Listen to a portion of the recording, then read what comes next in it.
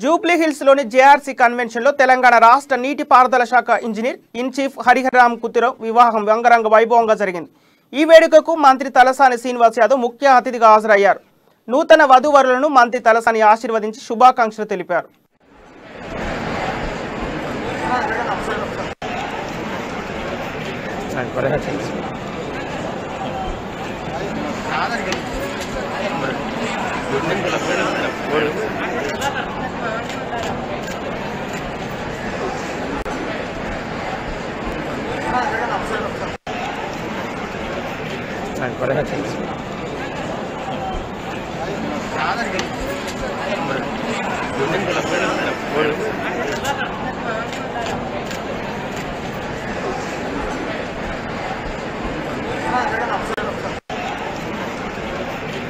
Gracias.